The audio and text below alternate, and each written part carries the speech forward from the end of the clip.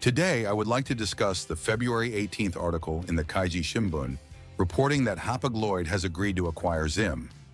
Based on that report and additional industry sources, I will explain the outline of the deal, the acquisition scheme, and its potential impact on the global shipping industry.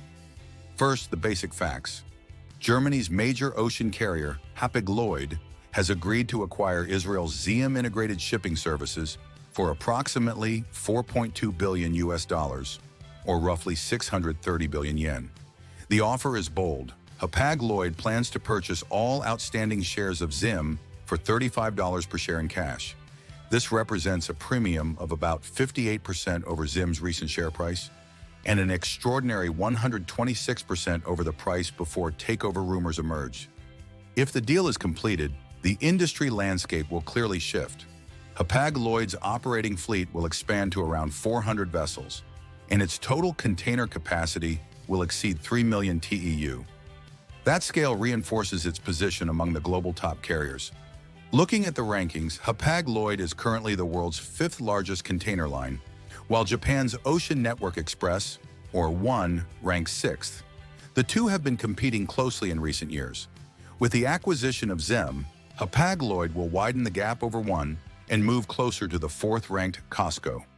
According to industry data providers such as Alphaliner, the combined fleet would approach COSCO's capacity of roughly 3.6 million TEU, further solidifying Hapag-Lloyd's position in the top tier.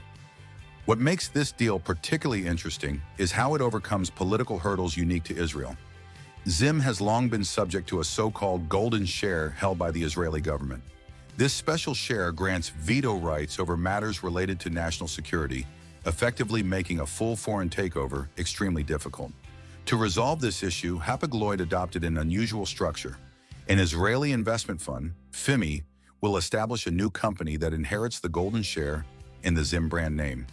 Out of Zim's approximately 130 vessels, 16 ships considered strategically important will be transferred to this new entity, which will remain as an independent Israeli carrier. The remaining commercial operations and the bulk of the fleet will be absorbed by Hapag-Lloyd. Through this structure, Israel's national security interests are preserved, while Hapag-Lloyd secures most of Zim's commercial shipping capacity. So what does this mean for the industry? First, consolidation will deepen.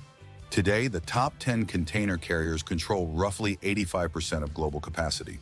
In the mid-1990s, more than 20 players operated on major east-west routes. Now the market is effectively concentrated among about 10 major lines. For shippers, this means one fewer independent option. Over time, that could strengthen carriers' bargaining power in freight rate negotiations. There are also alliance implications.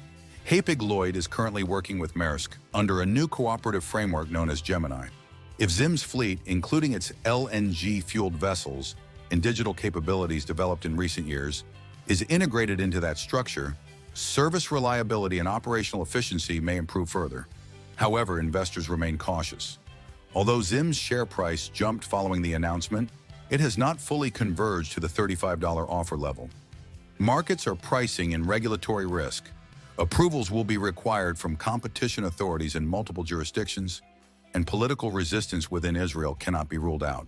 The transaction is targeted for completion later this year, but delays or additional conditions are possible. For Japan's ONE, this development may prompt a strategic reassessment. As rivals grow larger through mergers and acquisitions, maintaining competitiveness in fleet scale, network coverage, and digital investment becomes increasingly critical. In short, this deal is more than a simple takeover.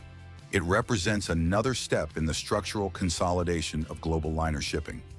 Whether it ultimately reshapes competitive dynamics will depend on integration success and regulatory outcomes.